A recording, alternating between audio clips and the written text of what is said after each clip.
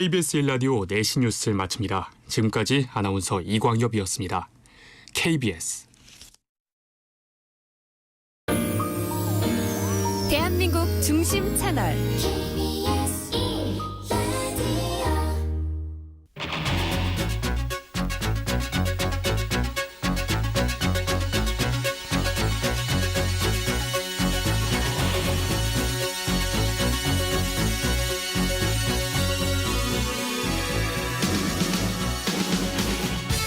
안녕하십니까. 성기영의 경제쇼 아나운서 성기영입니다.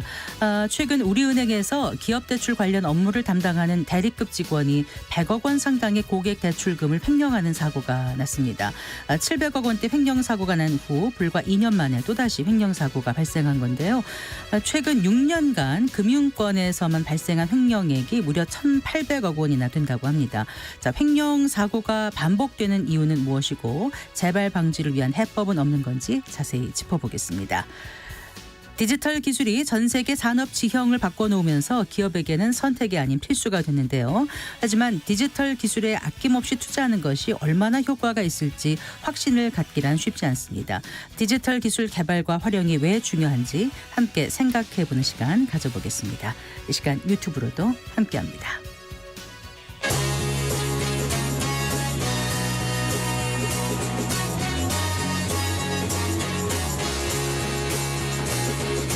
경제 시야를 넓혀드립니다.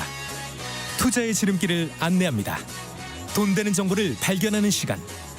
KBS 1라디오 경제쇼.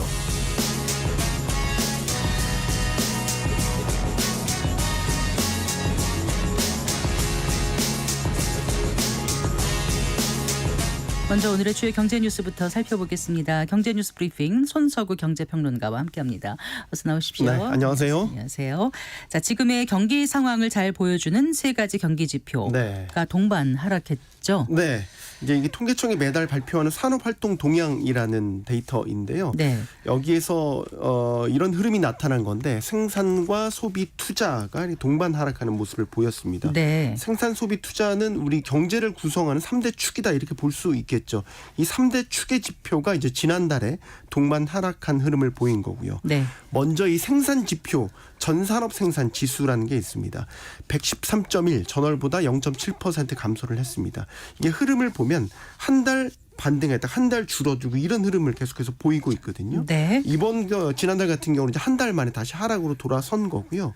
부문별로 살펴보면 반도체 생산이 늘어난 걸 제외하면 산업 전반이 다 부진했습니다. 아, 그랬군요. 네. 네. 가장 큰 비중을 차지하는 게 역시 제조업인데 제조업 생산이 1.1% 줄었고요. 네. 서비스업 생산도 감소를 하는 그런 흐름이었습니다. 네. 소비 지표는 이제 소매 판매인데 0.2% 감소를 해서 두 달 연속 감소세를 보였습니다. 소매 판매가 두 달 연속 감소한 것도 1년여 만입니다. 또 투자 지표는 설비 투자인데 네. 4.1% 줄어서 이건 또 석 달째 감소하는 흐름을 나타냈습니다. 그렇군요. 그러니까 전산업 생산, 소매 판매, 설비 투자가 이렇게 동반 감소한 건 10개월 만이고요. 당연히 이거는 경기가 좋지 않다는 뚜렷한 신호로 볼 수 네. 있겠습니다. 우리 경제가 1분기에 깜짝 성장을 했지만 네. 이런 그 흐름이라면은 하반기로 갈수록 경기 흐름이 좀 좋지 않을 수도 있다. 이렇게 조심스럽지만 예측해 볼 수 있겠네요. 예, 맞습니다. 이제 생산 소비 투자가 확대되면서 이게 맞물려 돌아가야 경기가 좋고 경제도 활력이 있다라는 뜻인데 네. 동반 하락했다라는 것은 이제 경기 침체의 어떤 전조 증상으로도 볼 수 있는 거죠. 현재 경기를 보여주는 이 동행지수 순환 변동치라는 게 있는데 네. 이걸 보면 지난달에 98.8을 기록을 해서 0.6포인트가 더 떨어졌습니다. 이게 이제 100을 기준으로 보는 건데 0.6포인트 떨어졌다고 해서 큰 변동이 없어 보일 수도 있겠는데 그게 아닙니다. 이게 48개월 만에 가장 큰 낙폭입니다. 네. 그래서 2020년 5월 당시 1포인트가 떨어졌었는데 당시에 기억하시겠지만 코로나19 팬데믹 충격이 컸던 시기였습니다. 지금 네. 그때 수준과 비교를 해도 될 만큼 동행지수가 좋지 않다라고 보여지는 거고 그럼 선행지수는 어떻습니까? 네, 선행지수는 이제 조금 더 먼 경기를 예고하는 지수인데 이것도 100.5로 전월보다 0.1포인트 내려갔습니다. 네. 물론 100은 넘고 있지만 추세가 이제 내려갔다라는 데 좀 방점을 찍어서 본다면 우리가 1분기 때 성장률이 1.2% 깜짝 성장을 했었는데 이런 흐름이라면 2분기 경제 성장률이 좀 떨어질 수 있겠다 이런 우려를 갖게 되는 네. 거죠. 자, 그런데 서울과 수도권 집값은 상승세로 돌아서는 흐름이 지금 포착되고 있죠. 네, 부동산알 114가 집계한 서울과 수도권의 아파트 매매 가격 흐름을 보면요, 서울의 경우에는 최근 3주 연속 올랐습니다. 네. 또 서울 지역 안에서만 보면 25개 자치구 가운데 하락한 곳은 강서구 한 곳이었습니다. 나머지 상승한 지역은 6곳으로 나타났고요. 그러니까 전반적인 흐름을 보면 5월과 6월 들어서 하락 지역이 줄고 그 상승세가 이제 서울 지역, 외곽 지역으로 확산되는 이런 분위기라고 볼 수 있겠고요. 네. 어제 또 한국부동산원이 매주 발표하는 주간 아파트 가격 동향을 봐도 이런 네. 기준은 뚜렷합니다. 그러니까 6월 넷째 주 기준이었는데 서울 아파트 매매가 전주 대비 0.18% 오르면서 14주 연속 상승세, 상승폭도 더 커지는 흐름을 보였습니다. 네. 이렇게 서울을 중심으로 집값 상승세가 이제 나타나곤 있는데 미분양 주택이 늘어나는 또 정반대의 양상도 동시에 지금 보이고 있더라고요. 네, 그렇습니다. 이제 국토교통부 5월 주택 통계를 보면요, 지난달에 전국에서 악성 미분양으로 분류가 되는 준공후 미분양 분량이 13,000가구를 넘어선 것으로 나타났습니다. 이게 전월보다 더 늘어난 것이고요. 전체 미분양 물량도 72,000가구가 넘어서 6달 연속 증가세입니다. 네. 이게 눈길을 끄는 거는 서울은 괜찮겠지라고 생각하시겠지만 서울도 예외가 아닙니다. 서울 지역에서도 이런 악성 미분양 물량이 많이 늘어났다라는 건데 서울 지역의 준공후 미분양 물량 전월 대비 8%가 증가한 539가구까지 늘어서 9년 10개월 만에 최다를 기록을 했습니다. 서울 지역을 중심으로 집값은 다시 상승세가 뚜렷해지고 있는데 또 다른 한쪽에서는 미분양 주택이 늘어나는 이런 정반대의 양상이 동시에 일어나고 있는 거죠.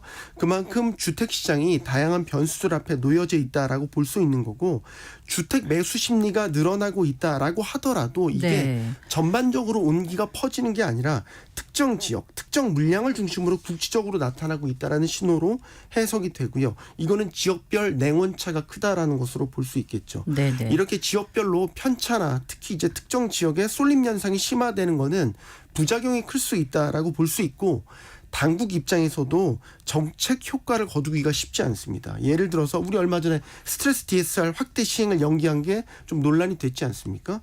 근데 이런 것들을 보면 미분양 주택 해소에는 도움이 될 수 있겠죠. 네. 그런데 서울 지역의 집값을 자극할 수 있는 여지도 있는 거죠. 네. 이렇게 양단으로도 나타날 수 있다라는 겁니다. 그런데 또 이런 가운데 은행권의 주택담보대출 금리가 2년 만에 최저 수준으로 내려가지 않았습니까? 맞습니다. 네, 이러면 조금 더 이제 주택을 매수하려는 심리가 생길 것 같기도 하고요. 물론이죠. 예. 네. 이 한국은행이 이제 그 지난달 금융기관 가중평균 금리를 발표를 했는데 이걸 보면 은행권의 주담대 금리가 3.91%로 0.02%포인트 더 하락을 해서 지금 7개월째 하락세고요. 이 수준이 2022년 5월 이후 최저 수준입니다. 주담대의 경우에는 이제 고정형보다 변동금리가 하락세가 더 컸는데 네. 고정형 주담대 금리는 3.89%로 0.02%포인트 하락했고요. 변동형 금리는 이제 0.03%포인트가 하락한 4.26%를 기록했습니다. 네. 자, 한국은행에서 컴퓨터 관련 여가와 노동 공급이란 보고서를 발표했는데 여기 네. 보니까 청년들이 일하는 시간은 줄어들고 게임하거나 네. 인터넷 검색하는 시간이 늘어났다고요? 예, 이게 두 가지의 상관관계가 있다라는 게 이제 분석이 된 게 흥미로운 건데 네. 한국은행이 발간한 이제 컴퓨터 관련 여가와 노동 공급이라는 보고서입니다. 한마디로 컴퓨터나 이런 휴대전화를 하며 쉬는 시간을 보내는 젊은 층이 늘어나면서 경제활동 참여가 저조해지는 이런 영향이 있었다라고 본 거죠. 자, 분석 기간은 1999년부터 2019년까지 통계청이 발간한 생활시간 조사 자료를 분석한 20년이군요. 겁니다. 네, 딱 20년간. 20년입니다. 네. 우리나라 국민들의 근로시간을 감소하고 여가시간을 늘었다는 것을 이제 이 기간 동안 확인을 했는데 늘어난 여가시간에 뭘 했나 봤더니 물론 자는 시간, 뭐 밥 먹는 시간도 늘어나기는 했지만 또 하나는 컴퓨터 관련 여가가 많이 늘어났다라는 분석을 한 거예요. 네. 이 컴퓨터 관련 여가에는 뭐 문자 메시지, 이메일, 뭐 SNS, 인터넷 정보 검색, 게임 이런 것들이 포함돼 있었다라는 거고요. 그래서 얼마나 늘었나 봤더니 1999년에는 남성의 컴퓨터 관련 여가 시간이 1.5시간, 네. 여성은 0.4시간에 불과했는데 이걸 이제 20년 뒤 2019년으로 돌려보니까 남성은 7.3시간, 여성은 4.5시간으로 크게 증가를 했다라는 거고 네. 5배 이상 늘었다는 거죠. 그 중에서도 20, 30대 청년층의 경우에 남성은 여가 시간에 컴퓨터를 활용해서 주로 게임을 하는데 시간을 보냈다. 네. 여성은 그러면 정보 검색에 시간을 썼다라는 분석을 한 겁니다. 결론적으로 이 같은 컴퓨터 관련 여가 활동이 노동 공급의 감소로 이어졌다라는 게 이제 보고서 결론의 골자가 되겠습니다. 그래서 컴퓨터 관련 여가 활동은 남성 청년층의 노동 공급을 10.7%, 네. 여성 청년층의 노동 공급을 6.3% 감소시켰고 이걸 시간으로 주당 시간으로 환산하면 남성 청년층은 주당 6.7시간 노동 시간이 줄었고 네. 여성 청년층은 1.4시간이 줄었다 이렇게 각각 분석을 한 겁니다.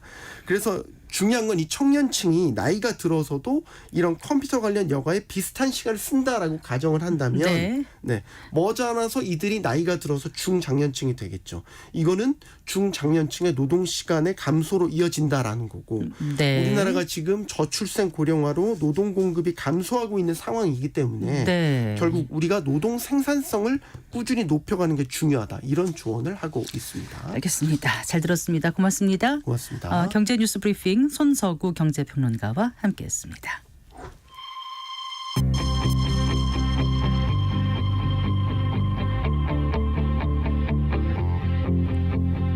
경제 전문가의 원포인트 레슨. 꼭 알아야 할 정보와 이슈를 알기 쉽게 풀어드립니다. 대한민국 경제 고수와 함께 투자의 맥을 짚는 KBS 1라디오 경제쇼. 진행의 성기영 아나운서입니다.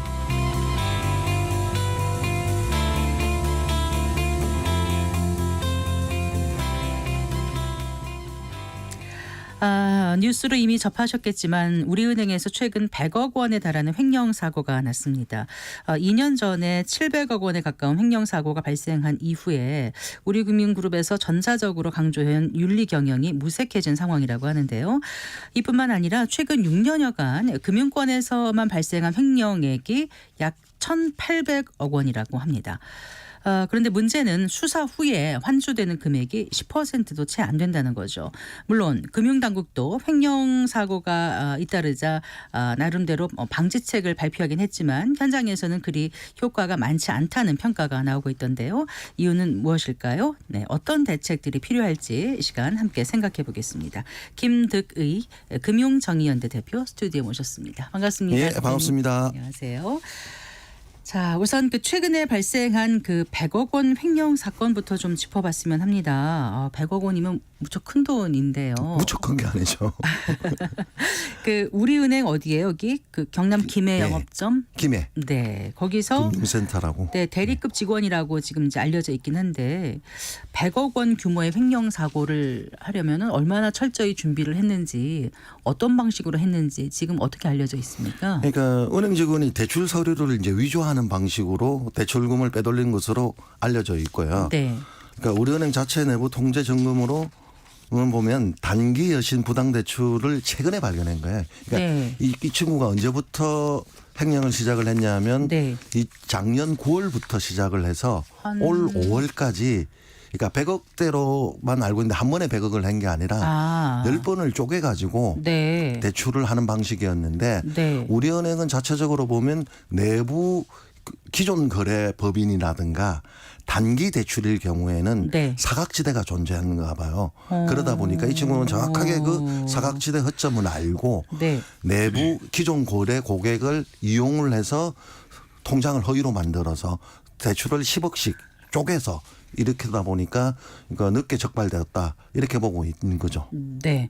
그러니까 대출 담당 이분이 그러면은 이 사람이 네. 그 기업 담당 대출연 예, 담당이죠. 네. 기업 대출 담당이고 네. 서류를 결제하시는 분은 위에 팀장 하나, 네. 위에 센터장 하나 이렇게 있고 그래요? 그러니까 10억 미만 단기 대출이다 보니까 네.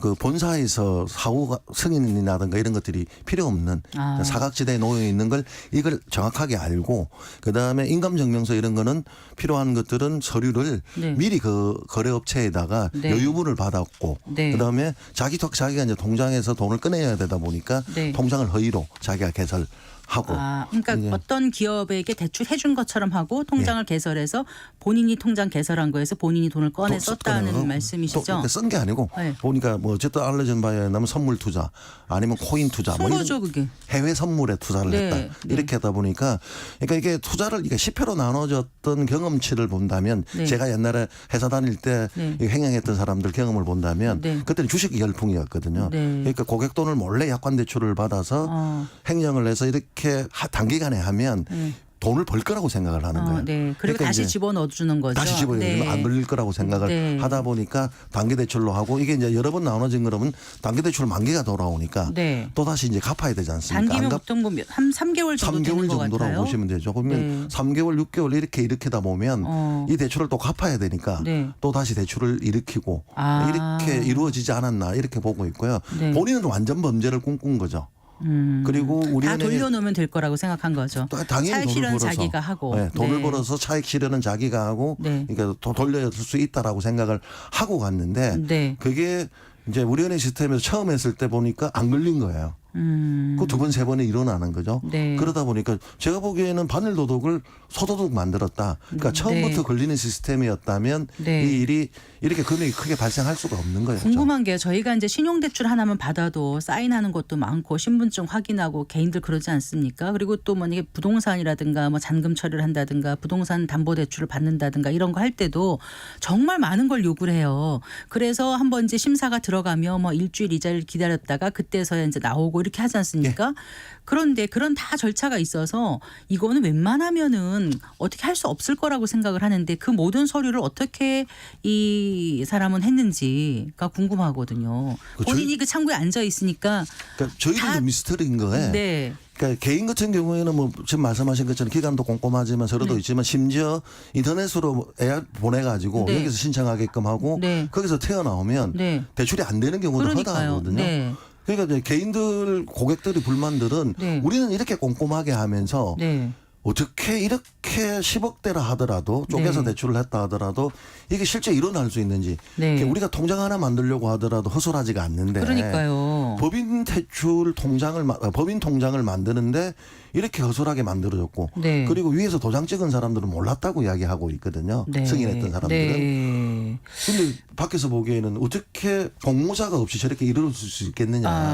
아니면 무슨 천재냐 이게. 어쨌든 가계대출은 본점에서 심사 승인 같은 게 있어야 되는데 기업 단기 지금 말씀한 3개월 미만의 여신의 경우는 지점에서 대출 전 과정을 처리하니까 그 위에 아까 단계가 팀장하고 센터장까지 센터장 이렇게 있으니까. 그러니까 뭐 두 관계를 단계만 거치면 관계를 또 잘 유지했을 거예요. 네. 아니 아니, 믿음을 줬겠죠. 그 같이 공모를 했다고 지금 뭐 한 건 아니지 않습니까? 그러니까 공모라고는 게 수사가 안 진행되니까 네. 그럼 이 사람들은 몰랐다고 이야기를 하니까 네. 그 몰랐다는 해명을 전제로 한다면 네. 이 사람은 그 사람들에게까지조차도 사기를 친 거죠. 네. 자, 그럼 어떻게 이게 알게 된 거예요? 그러니까 이게 어쨌든 마지막 5월 달에 네. 있었던 올 5월에 우리은행 내부 시스템을 통해서 적발된 거죠. 그러니까 우리은행 같은 경우는 이 적발된 걸 가지고 강조를 하는 거거든요. 우리는 이런 시스템이 있다. 야, 우리는 이 시스템이 있다. 그래서 이 시스템에 의해서 적발을 했다. 네. 라고 이야기를 하고 있지만 네. 제가 보기에는 작년 9월부터 있었는데 네. 그럼 지금까지 발견 못하고 있다가 이제야 와서 발견해놓고 그걸 자화자찬하는 건 염치가 없다고 보는 건데. 자화자찬을 하고 있는 건 아니죠. 아니 그러니까 그거는 강조를 하죠. 그걸 강조하는 거죠. 네. 그러니까 뭐 입이 10개라도 할 말이 없다 보니까 네. 머리는 숙이고 사과는 하는데 네, 네. 내부 통제 시스템에 의해서 발견을 했다라고 네. 이제 강조는 하고 있죠. 네. 그래서 제가 그걸 좀 비꼬아서 자화자찬이라고 표현을 한 거고요. 네, 그렇군요. 그러니까 여신감리부 모니터링을 통해서 이상 징후를 예. 포착해서 이제 발각이 됐다. 그게 지금 뉴스엔 그렇게 나오더라고요. 근데 그게 네. 제가 문제 제기하는 거는 네. 처음부터 있었어야 된다는 거죠. 그러니까 우리은행의 변명을 보면 네. 한 10명이 한 사람이 도둑을 못 막는다고 이야기하고 개인의 일탈 네. 그리고 이 개인의 그러니까 욕망에 대해서 예방을 억제를 못한다라고 이야기를 하는데 그 억제할 수 있는 수단은 뭐냐면 저는 이런 사고가 있을 때마다 5년 동안 내내 이야기했던 게 상시 감시 시스템을 도입해야 된다고 상시 감시 시스템. 네. 그러니까 어차피 못 막는다면 네. 그 다음에는 바로 잡아낼 수 있는 네. 그렇게 한다면 누가 바로 그 다음에 걸려버리는데 네. 한 달 뒤에 적발될 걸 이게 멍청하게 할 사람이 있겠습니까? 그러니까 그렇죠. 적발이 되지 않고 완전 범죄라는 사각지대가 있다 보니까 네. 이걸 9개월 동안 할 수 있었다. 전 그렇게 보고 있는 거죠. 네. 그런데 이제 우리은행이 그 시스템을 갖췄다는 게 이제 2년 전인가요? 2년 전. 그러니까 2년 전에 700억. 그때 697억인가 이거 700억에 700억 가까운 횡령 사건이 있었는데 횡령 사건이 있었잖아요. 그것도 8년간 8회에 걸쳐서 일어났거든요. 8년간이요? 예. 아, 8년간 그렇게 했는데 발각이 안 됐던 발각이 거예요. 안 되고. 그때는 누가 발각? 그것도 우리은행에서 이제 그 감사 우리은행 내에서 자체 점검에 통해 가지고 발견이 됐는데 네. 그러니까 8년 동안 8회 동안 700억이 횡령되는 걸 모르고 있다가 발각이 되어서 이 사람은 이제 고발하고 이제 재판과 대법원에서 확정까지 되었는데 네. 그래서 대대적으로 우리은행은 쇄신하겠다, 내부 점검하겠다, 시스템 통제하겠다, 강제 휴가제도 도입하고 여러 강제 가지. 휴가가 왜요? 그러니까 내가 이제 그 휴가를 신청하지 않는다 하더라도 네. 강제로 휴가를 보내는 거죠. 그리고 감사가 들어가 가지고 자기가 계획하지 않은 예. 시간에 딱 휴가를 보내놓고 예. 그 사이에 불시에 막 하는 거군요. 네. 네. 그 제도는 저는 뭐 의의 있다고 보는 거죠. 네. 그런데 그거는 이제 사후에 그런 제도를 도입하는데도 불구하고 이 허점을 이용할 수 있다는 것들은 이게 대리가 이 허점을 이용해서 9개월 동안 사기 대출을 하고 있는데 네. 이 사각지대를 못 막는다라고 한다면 오히려 대리한테 농락당한 내부 통제 시스템이다 이렇게 볼 수가 있죠. 네, 그러니까 2022년에 그때 700억 원대 예. 가까운 대규모 횡령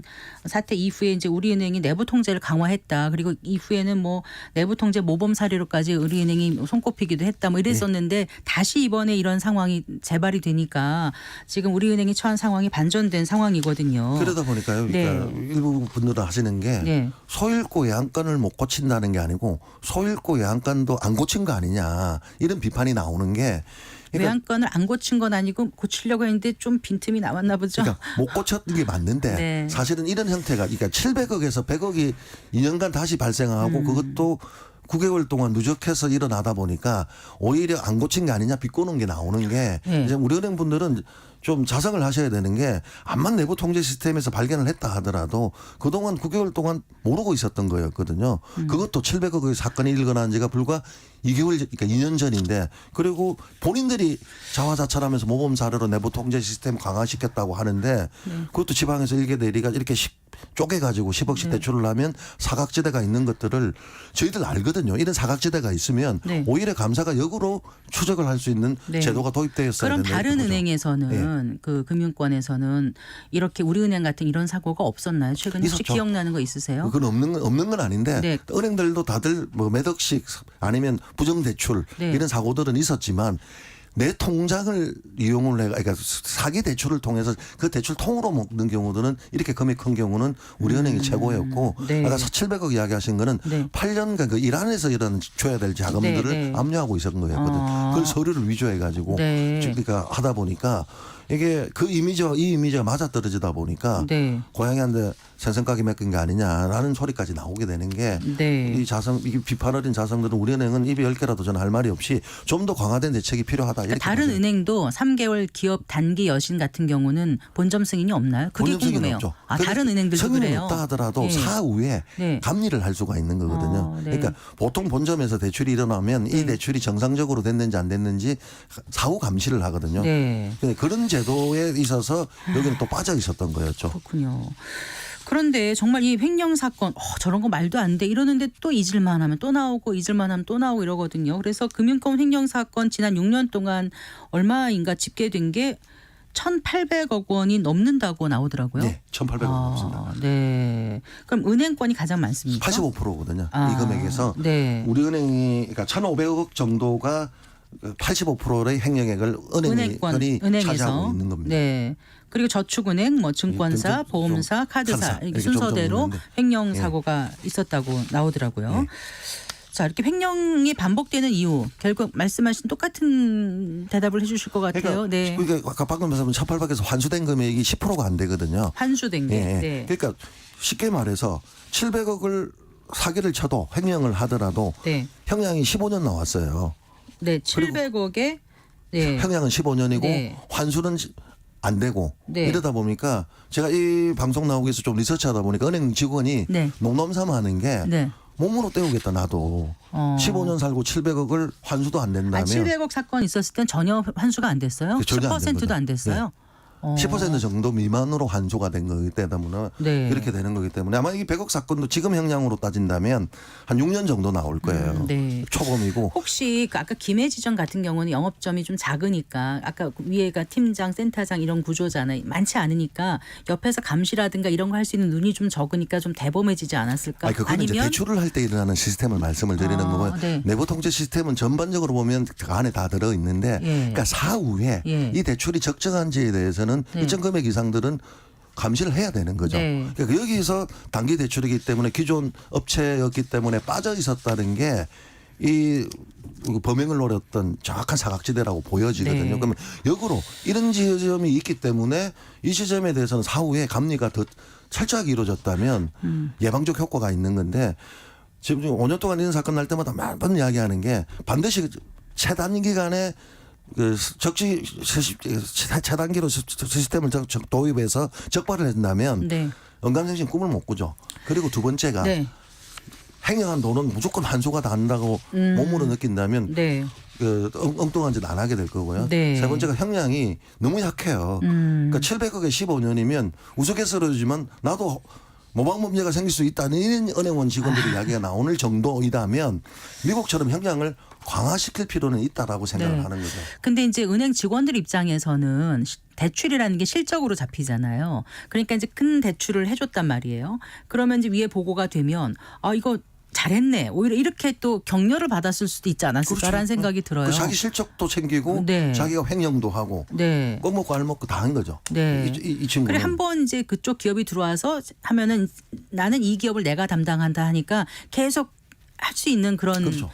상황이 되지 않았을까 그런 생각도 들고요. 그러니까 이 제도에 대한 그러니까 방식들을 개선하는 것들은 내부적 시스템들은 은행 직원들 같은 경우 실효적인 것들은 다 알고 있어요. 네. 그런데 가장 핵심적인 것은 내가 반드시 그 잡히고 그 잡힌 금액에 대해서는 반드시 토해내고 네. 그러니까 환수당하고 네. 세 번째는 폐가망신 당할 정도로 은행에 감옥에 들어가서 살고 나온다. 네. 이런 게 좀 억제력이라는 게 필요하는데 그렇죠. 네. 제가 누누이 이야기를 하지만 아직도 대부분의 형량은 바뀌지가 않고 있거든요. 형량이 어떻게 기준이 어떻게 돼요? 형량이 그 예전에 나와 있던 그 형량 그대로인 그게 거죠. 어떤 건데요? 그게 이제 예를 들어 특가법상 액수가 뭐 700억을 하더라도 경감하면 뭐 15년 정도 나오게끔 돼 네. 있는 거죠. 그런데 미국 같은 경우에는 네. 경감 없이 30형 이상이거든요.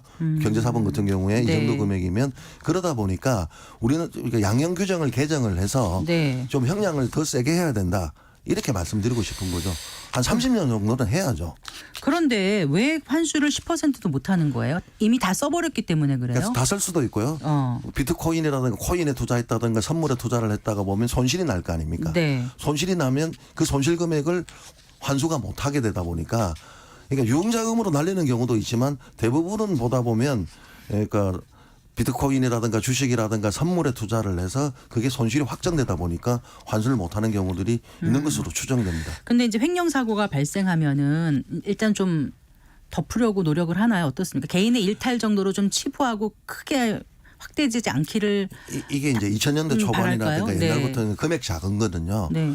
그러니까 이게 알려지면 은행에 리스크도 있다 보니까 네. 회수만 하면 사표 처리로 하는 경우가 많았거든요. 아, 네. 금액이 작은 경우에는. 네. 그런데 이제 뭐 저희들도 횡령사고에 대해서 계속 이야기하고 일벌백계 해야 된다라고 이야기하고 반드시 고발하게끔 그러니까 설령 횡령 금액이 환수가 되었다 하더라도 고발하게끔 이제 만들다 보니까 네. 은행들이 고발은 하기 시작을 했어요. 네. 이 대형 사고 이후에는 그런데 옛날 관행들이 남아 있다 보니까 그러니까 친하고 형 동생 하던 사이다 보니까 1억을 횡령을 했다가 그 횡령 금액을 더 환수를 하니까 이게 보도되고 알려지면 시끄러우니까 그냥 금감원에 네. 보고하는 정도로 끝났는데 이제 그렇지는 않다고 알고 있습니다. 네. 그러니까 지금 찾아보니까 현행법상 업무상 횡령죄가 그 10년 이하의 징역이고 횡령액이 50억 원 이상이면 5년 이상의 징역이다. 이렇게 나오더라고요. 그 정도에서 예. 경감 가감을 시키면서 아. 그 금액별 그 구간이 있습니다. 네. 그러니까 700억인 같은 경우에는 어느 구간에 해당하느냐 아마 한 20년에 해당됐을 거예요. 그래서 네. 가감들 해가지고 깎아내리는 그 형량표가 그 안에서 한 5년 정도로 플러스 마이너스 할 수가 있어요. 법원들이. 네. 그러니까 제가 말씀드리는 그 양형 규정이 약하다 이렇게 보는 거죠. 그 2022년에 그때 700억 때의 그 횡령 사고 이후에 금감원에서도 개선책 발표하지 않았습니까? 어떤 그러니까 개선책이었죠? CEO에 대해서 제재를 하겠다. 아. 그래서 직무도 도입을 하겠다. 책임 직무도를 도입하겠다. 책임 직무도. 예. 네. 왜냐하면 매번 횡령 사고가 일어날 때마다 개인의 일탈 아니면 담당 책무 구조도 아닌가? 예, 책무 구조도. 예. 책무 구조도를 이제 도입을 하겠다고 한 게 이 네. 책무 구조도에 의해서 CEO까지 제재를 하겠다라는 예. 거거든요. 네. 이게 어찌 보면 금융판 중대재해 처벌인 거죠. 그러니까 그렇죠. 중대 범죄가 있을 경우에는 CEO도 책임을 지겠다라고 했는데 우리는 실제 그렇게 하고 있어요? 아니죠. 지금 못 하고 있죠. 아직 네. 이제 그걸 이제 도입을 하겠다고 했고 시행령을 만들었고 이번에 이제 이야기를 하고 있는 상황인데 저는 우리은행 사태를 봤을 때 반복되는 이 사고에서는 이제 CEO한테만 책임을 물어서는 부족하다 이렇게 보여지거든요. 근데 이게 중대재해처벌법하고 좀 다른 게 예. 어떻든 사고가 나면 그 대표가 이제 처벌을 받는다는 게 중대재해처벌법이지 그렇죠. 않습니까? 근데 거기에는 무슨 개인의 일탈 이런 게 있는 거 아니고 사고를 일부러 낼 의도가 없는 거잖아요. 예. 근데 지금 책무 구조도 말씀하시는 거는 이게 내부 통제 시스템의 문제인지 개인의 일탈의 문제인지가 확실히 구분이 안 될 때는 어떻게 적용해야 될지 논란이 좀 있을 것 같아서요. 논란이 있고 그 가이드라인을 네. 만들겠다고 하는데 네. 그렇다 하더라도 예. 이 제도가 도입이 되면 개인의 일탈이라 하더라도 내부 통제 관리 의무를 다하지 못했기 때문에 네. 처벌을 하겠다는 게 형사상 처벌이 아니라 네. 금융사고 그러니까 금융회사는 제재를 할 수가 있거든요. 네. 그러니까 제재를 통해서 뭐 급여를 깎는다든가 감봉을 한다든가 직무 정지를 시킨다든가 더 큰 경우는 해임도 할 수가 있거든요. 네. 이걸 이제 하겠다는 거죠 금감원이. 네. 그러니까 그걸로 돌아서도 CEO 같은 경우 은행장 같은 경우는 그러니까 이 사고가 반발했을 때 내가 연임도 못하고 네. 직무에서 해임될 수 있다라고 한다면 내부 통제 시스템을 강화하고 상시 시스템을 도입을 해서 감시할 수 있겠다. 그러니까 상시 시스템을 감시 시스템을 도입한다는 건 돈을 더 투자를 해야 되는 거거든요. 네. 그러다 보니까 저는 아무래도 비용 때문에 상시 감시 시스템이 그러니까 시스템 도입이 좀 늦어지지 않느냐 이렇게 보고 있는 것도 한 축이 있습니다. 네, 그래요. 자, 사실 일반 소비자들에게는 조금이라도 이자 한 푼이라도 더 받으려고 은행들 하지 않습니까? 네.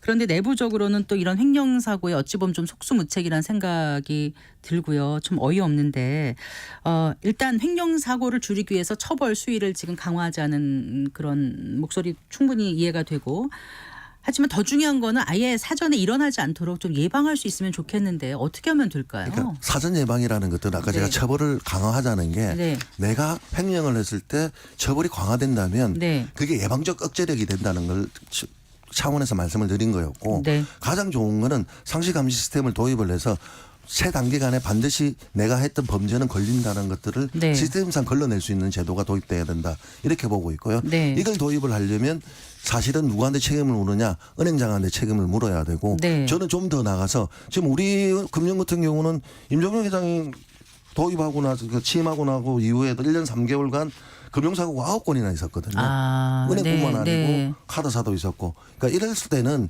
지주 회장에게까지 책임을 묻는 이 제도가 도입이 되어서 네.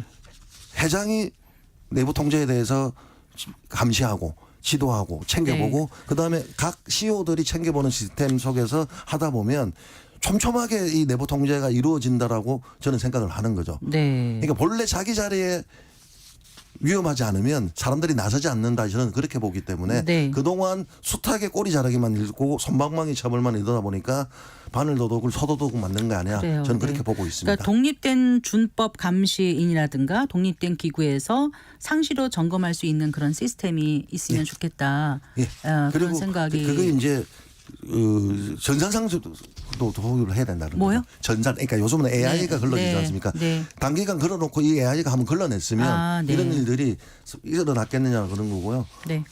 은행 CEO분들한테 말씀드리고 싶은 게 네. 이건 비용이 아닙니다. 예. 은행은 신뢰를 회복하는 돈이기 때문에 네. 저는 투자라고 생각을 하거든요. 그러니까 아낌없이 투자해서 감시 시스템이 도입돼야 된다 이렇게 보고 있습니다. 알겠습니다. 오늘 말씀 잘 들었습니다. 고맙습니다. 네, 감사합니다. 네, 김득의 금융정의연대 대표와 함께했습니다.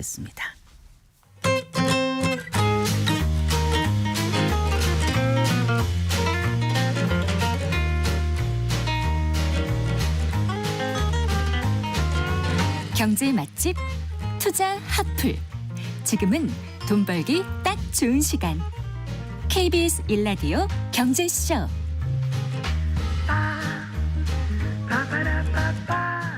4시 39분입니다. 디지털 기술의 혁신으로 새롭게 창출되는 상품과 서비스가 우리 경제와 일상에 미치는 영향에 대해서 알아보는 시간입니다. 디지털 이코노미, 오늘도 KDI 한국개발연구원 김동영 박사와 함께하겠습니다. 어서 나오십시오. 안녕하세요. 안녕하세요. 자, 오늘 그 디지털 기술 개발이 왜 중요한지 이 부분에 대해서 말씀해 주신다고요? 네, 제가 이제 최근에 기업에 강의도 좀 가고요, 컨설팅도 가보곤 하는데 이제 그럴 때마다 듣는 얘기들이 있어서 오늘 주제로 좀 꼽아봤습니다. 네. 디지털 기술에 의구심들이 굉장히 많으세요. 어떤 의구심이요? 그러니까 비용은 당장 많이 들어가는데 이게 미래 어느 순간에 정말로 큰 가치를 창출하는데 도움이 될 거냐. 네. 그래서 지금 우리가 이렇게 노력을 하는 게 맞냐 하는 의구심들이 굉장히 많으십니다. 뭐 그렇다고 우리나라 기업들이 투자를 하지 않거나 뒤처지고 있지는 않습니다. 굉장히 많은 부분에서 세세하게 디지털 기술에 대한 투자를 아끼지 않고 있는데 또 효과들도 많이 나타나고요. 근데 스스로에 대한 확신이 없는 거죠. 네. 그래서 이유를 물어보면 글로벌 경쟁사들이 그리고 고객사가 디지털 전환을 하고 있다는 이유로 그냥 같이 하는 거고요. 스스로에 대한 확신이 없이 좀 끌려가는 모습들을 많이 봅니다. 그래서 오늘은 이 산업의 디지털 전환, 그 디지털 네. 기술이라고 하는 것이 굉장히 큰 이 세계화의 그 흐름 속에서도 굉장히 필요하다라는 면을 한번 짚어주면서 네. 디지털 기술의 필요성을 다시 한번 강조를 한번 해보려고 합니다. 네, 세계화의 변화된 흐름 속에서라고 하셨는데 세계화라는 게 딱 한마디로 정의하기는 좀 어렵다는 생각이 들어요. 네. 네, 사실 세계화라고 하는 게 뭐 사회학적으로도 쓰이고요, 뭐 정치학적으로 쓰일 수도 있고 문학적으로 뭐 여러 가지로 쓰일 수가 있는데요. 세계화가 그래서 한마디로 정의하기는 진짜 어렵습니다. 근데 오늘은 이제 좀 범위를 좁혀서 경제적인 측면, 산업적인 측면, 더 좁혀서 제조업적인 측면에서 세계화를 한번 정의를 해보려고 하는데요. 이 측면에서 한번 살펴본다면 세계화는 생산과 소비를 떼어내는 과정이다라고 정의를 할 수가 있습니다. 네, 생산과 소비를 떼어낸다. 네. 이게 이제 아주 옛날을 한번 제가 설명을 해볼게요. 네. 그 원시인이 산을 타고 다니면서 맨손으로 멧돼지를 잡던 시절입니다. 네. 그 시절에 이제 물물 교환밖에 할 수가 없잖아요. 네. 그리고 해상에서는 바람의 힘으로만 이동을 할 수가 있고 육상에서는 동물의 힘이 아니면 이 물건을 옮길 수가 없는 시기입니다. 네네. 다시 얘기하면 아주 가까운 거리가 아니라면 수익을 낼 만한 운송수단이 없었던 겁니다. 네. 이런 시기에 사람은 땅에 매일 수밖에 없습니다. 그렇죠. 생산이라는 게 소비의 인질이 되는 거죠. 네. 생산이 소비에 강제로 결합돼 있을 수밖에 없습니다. 왜냐하면 네. 다른 데서 가지고 와서 내가 소비할 수가 없으니까요. 그래서 이렇게 지구가 계속 발전된 양상들을 보면 사실은 반드시 운송비만이 이 생산과 소비를 떼어놓는 요인은 아니었습니다. 뒤돌아보면 생산과 소비를 떼어놓는 데는 세 가지 요인들이 필요를 했는데 네. 하나는 상품을 이동하는 비용이고요. 네. 하나는 지식을 이동하는 비용, 하나는 사람이 이동하는 비용이었습니다. 네. 그래서 이런 것들을 우리가 세계화라는 이름으로 한번 본다면 네. 과거의 지구의 발달 모습들을 조금은 다르게 볼 수가 있습니다. 그러니까 지금 말씀하신 비용을 이제 분리를 시키는 게 세계화였다는 건가요? 그렇죠. 결국은요? 그렇죠. 생산과 소비를 떼놓는 과정이 세계화였다라는 네. 겁니다. 그러면 일단 처음에 뭐라 그러셨죠? 상품을 이동하는 데 네, 네. 드는 비용? 네. 네. 그 얘기부터 좀 해주실까요? 예, 사실 상품의 이동 비용이 가장 먼저 떨어집니다. 인류가 시작된 이래로 한 20만 년 정도는 지금 방금 설명드린 그런 세상이었습니다.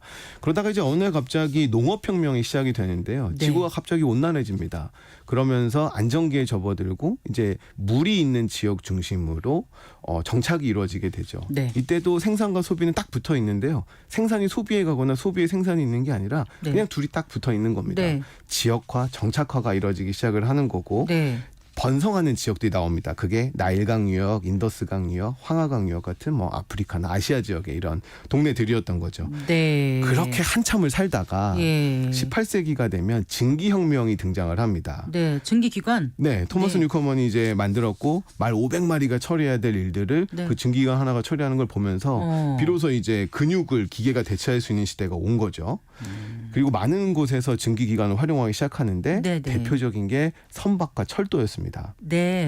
1830년대 말에 최고급 번선이 리버풀에서 뉴욕까지 항해하는데 바람을 타고 가면 48일이 걸렸는데요. 네. 증기선으로는 14일이면 충분했습니다. 확 단축했군요. 네. 철도 덕분에 이제는 육상 화물의 이송 비용이 급격하게 줄어들어서 이제 운송이 네. 빠르게지고 그 비용이 많이 줄어들 수가 있었던 거죠. 네. 이게 그 첫 번째 그 물결들입니다. 네.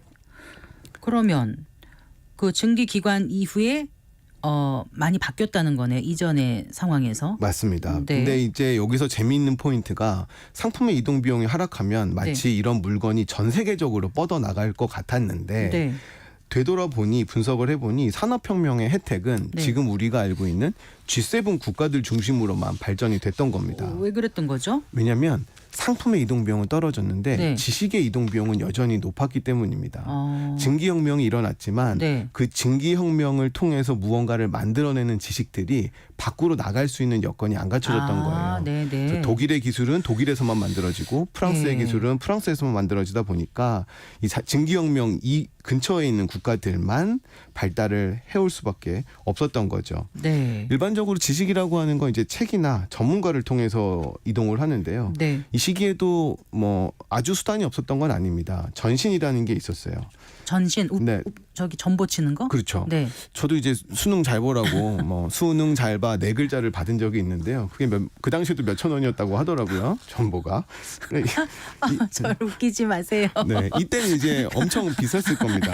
원거리 통신이 굉장히 비쌌을 겁니다. 네. 그러니까 이제 복잡한 지식을 주고받기에는 적절한 수단이 아니었던 거죠. 지식의 이동 비용이 높다 보니까 상품의 이동 비용이 떨어졌더라도 네. 지식은 여전히 멀리 이동할 수가 없었습니다. 그래서 생산 능력의 수준이 비슷한 국가들 사이에서 산업 집중이 이루어졌고 네. G7 국가만 계속 잘 사는. 그래서 지구가 어떻게 바뀌냐면 네. 북반구의 국가들이 부유해지고 네. 남반구의 국가들은 여전히 못 사는 이러한 모습이 그 당시에 처음 세팅이 되는 거죠. 그랬군요. 그럼 이 지식의 이동 비용이 낮아져야 이제 다른 나라들로 그렇죠. 부가 옮겨갈 수 있는 거잖아요. 네네네. 네. 언제부터 그러면 이동이 된 거예요? 그게 이제 70년대 후반이나 본격적으로 1970년대 후반? 그렇죠. 본격적으로는 1980년대 후반부터 이제 전 지구가 그 혜택을 누리기 시작을 합니다. 네. 우리가 흔히 ICT 혁명이라고 얘기하는 것들인데요. Information, Communication, 그렇죠. 네. Technology. 맞습니다. 네. 전반적인 지식의 이동 비용이 낮아지는 겁니다. 여러 네. 기술들이 개발이 돼서요. 우리가 대표적으로 무어의 법칙이나 메트칼프의 법칙 이런 것들을 얘기하는데요. 무어의 법칙이라고 하는 건 마이크로칩의 집적도가 24개월마다 2배씩 빨라진다. 이게 연산력이 그만큼 빨라진다는 얘기거든요. 네. 메트칼프의 법칙은 이제 전화를 생각하시면 됩니다. 네트워크의 가치가 사용자 증가의 제곱에 비례해서 커지기 때문에 기하급수적으로 커지는 거군요. 맞습니다. 네. 더 많은 사람들에게 정보가 빠르게 퍼져나갈 수 있는 기반이 갖추어지는 거죠. 네. 또 요 시기의 변화들도 재밌어요. 그러면 이제 지식의 비용도 낮아졌으니까 또 역시나 전 세계가 혜택을 받았을 것 같은데 이도 그렇지가 않습니다. 증기혁명으로 네. 이 G7의 국가들 그러니까 네. 북반구의 국가들은 산업화가 됐고 네. 남반구는 산업화에서 배제가 됐었는데 네. ICT 혁명이 등장을 했어요. 자신들의 노하우를 쉽게 전달해 줄 수가 있었던 겁니다. 그래서 네. 생성 공정의 일부를 저임금 국가로 빼낼 수가 있었던 네네. 겁니다. 그런데 문제가 하나 있는 게 사람이 이동하는 비율은 네. 여전히 높았다라는 거죠. 사람이 직접 가서 알려줘야만 하는 세세한 지식들이 있었는데 네. 아무리 지식의 이동 비용이 낮아졌다 하더라도 사람이 이동하지 못하면 또 못하는 부분들이 너무 컸던 겁니다. 네. 그러다 보니까 생산 공정의 해외 이전이 어디로만 가냐면 좀 가까운 지역으로 했겠네요. 관리자와 기술자가 큰 어려움 없이 갈 수 있는 지역에만 이런 혜택들이 뻗어나갔던 겁니다. 예를 들면요. 예를 들면 이제 독일 같은 경우는 그 중부나 동부 유럽에 자신들의 공장을 뒀고요. 네네. 미국은 멕시코에, 일본은 동아시아나 동남아시아에 이런 공장들을 만들어냈던 겁니다. 그래서 ICT 혁명이 생산의 국제화를 이뤄낸 건 사실인데요. 세계의 공장을 만든 게 아니라 아시아의 공장, 유럽의 공장, 북아메리카의 공장 이런 식의 지역에 특화된 공장들을 만들어낸 겁니다. 네. 그 혜택을 받은 국가가 이제 우리나라가 대표적인 거죠. 중국도 그렇고요. 네. 그래서 미국에서 오랜 제조 노하우가 이제 중국에서 가서 아이폰을 생산하게 되고 우리도 생각해보면 80년대 나이키 운동화를 우리나라가 OEM에서 만들었잖아요. 네. 다 같은 모습들입니다. 그런 노하우를 전수받게 됐군요. 맞습니다. 네. 이게 제조업 점유율을 보면 재밌는데요. 70년대부터 이제 G7의 제조율 점유율은 계속 떨어집니다. 네. 그러다가 1990년쯤 되면 3분의 2가량 떨어지고 네. 2010년 사이가 되면 뭐 절반 이하로 그냥 뚝뚝 떨어지는 모습이 나타나는데 예. 같은 시기에 동시에 중국, 한국, 인도, 인도네시아, 태국, 폴란드 G7 국가 근처에 있는 국가들의 제조업 성장률은 급속도로 올라가는 모습을 보이게 됩니다. 네. 토머스 프리드먼이 세상이 평평하다고 했지만 사실은 세상이 엄청 삐죽삐죽했던 거죠. 네. 그래요. 그러니까 그 지식의 이동 비용은 저렴했지만 네. 아직까지도 지식을 이동시킬 사람의 이동하는 그 비용이 높았었기 맞습니다. 때문에 전 세계적으로 그런 지식이 공유됐던 건 아니었다. 맞습니다. 이런 말씀이신 거죠. 네. 이제 비유하자면 이제 증기혁명 같은 경우에는 네. 두 개 축구팀이 서로 부족한 팀의 능력을 갖춘 선수를 맞바꾸는 과정이라 할 수 있고요. 네. ICT 혁명은 최강팀 감독이 주말에는 최악팀의 선수를 가리키는 행위랑 비슷합니다. 아, 네. 그렇게 되면 누가 싫어하냐면 최강팀의 구단주는 그게 되게 불편하겠죠. 그렇죠. 노하우가 나의 지식이 넘어가니까 자꾸, 싫죠. 네, 넘어가니까요. 그게 이제 오늘날의 모습입니다. G7 국가의 노하우가 자꾸 넘어가서 남반구 국가가 크다 보니까 네. 이제 오늘날 나타나고 있는 글로벌 공급망 재편이라든지 보호무역주의라든지 그래요. 제조업 경쟁력 회복의 움직임들이 나타나고 네. 있는 거죠. 그러면 사람의 이동 비용은 어떻게 낮아지고 있는 건가요? 그죠? 그렇죠. 제가 좀 이제 헷갈려가지고. 디지털 기술들이 앞으로 어떻게 발전할 거냐 네. 이거를 좀 점쳐볼 수 있는 부분이기도 한데요. 이제 이 부분에서 오늘날 발전하는 디지털 기술들이 굉장히 큰 역할을 할 것으로 보입니다. ICT 기술이 이제 보다 발달을 하면서 엄청난 고성능 비디오 네. 혹은 오디오 시스템이 등장을 하기 시작을 합니다. 이제 우리가 흔히 VR, XR이라고 얘기하는 건데요. 네. 영화를 보면 이제 뭐 가상현실 같지만 옆에서 홀로그램처럼 누가 회의를 하고 이런 모습들을 볼 수가 있습니다. 공간적으로는 분명히 멀리 떨어져 있지만 사실상 같은 회의실에 있는 것과 같은 효과를 줄 수 있는 기술들이 그렇죠. 등장을 하고 있습니다. 네, 네. 뭐 왼쪽에 앉아 있으면 정말 왼쪽에서 소리가 나는 것처럼 현장감이 높기도 하고요. 네. 근데 이런 기술들이 있으면 뭐가 좋으냐면 전화나 일반적인 화상 행위로 이 진행하는 것들보다 훨씬 더 많은 정보가 오고 갈 수가 있거든요. 네. 디테일한 정보들이요. 네. 물론 아직까지는 이 기술이 존재합니다만 비용이 너무 높아서 범용적으로 쓰이지는 못하고 있습니다. 네. 근데 기술의 발전 속도를 감안한다면 그리고 디지털의 기하급수적인 특징을 본다면 사람의 이동 비용도 머지않아서 굉장히 낮아져서 또 다른 세계화가 이루어질 가능성도 점쳐볼 수가 있고요. 네. 사람의 이동이 또 하나 필요한 이유는 사람과 사람 간의 지식 전달뿐만 아니라 사람과 기계 간의 관계이기 때문이기도 합니다. 사람과 기계 간의 관계요? 사실 그 우스갯소리인데 공장에서 제일 싫어하는 게 오픈소스입니다. 네. 왜 그런지 아시나요? 모르겠는데요. 오픈소스는 무료니까요. 네. 고장나면 수리해 줄 사람이 없습니다. 그래서 기업들이 돈을 주고 사는 걸 더 선호하는 경우들이 네. 많은데요. 네. 이 복잡한 생산 공정을 유지하려면 사실 다양한 형태의 하드웨어를 직접 조작할 수 있는 전문가들이 필요합니다. 근데 대부분 독일이나 일본에 있는 그런 기술자들인 경우가 많거든요. 네. 근데 이들이 직접 와서 검사하거나 조립하지 않더라도 네. 사람이 실제로 제공하는 서비스가 이루어질 수 있다면 사람의 이동 비용이 엄청나게 떨어지면서도 지식이 전달될 수가 있는 거죠. 네. 그게 얼마 전에 소개드렸던 디지털 트윈입니다. 네.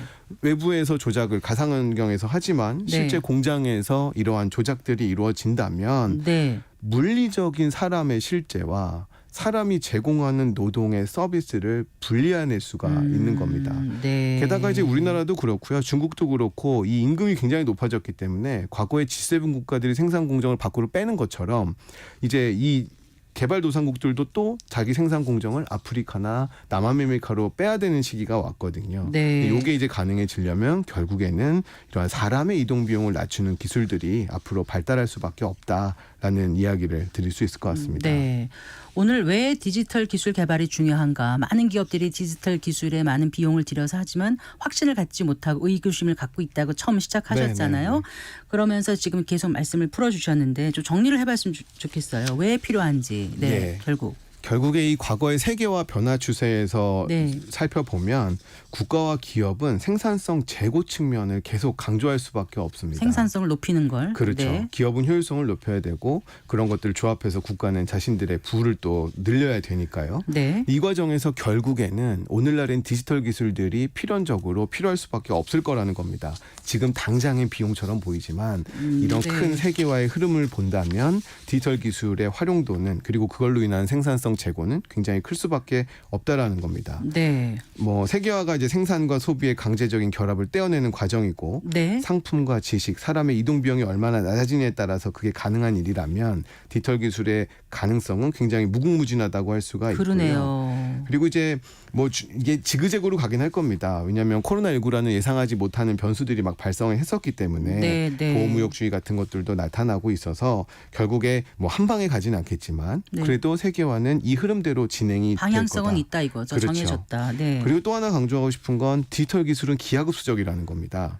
기하급수적이라는 얘기는 한 번 흐름을 놓치면 다시 따라가기가 굉장히 어렵다라는 거예요.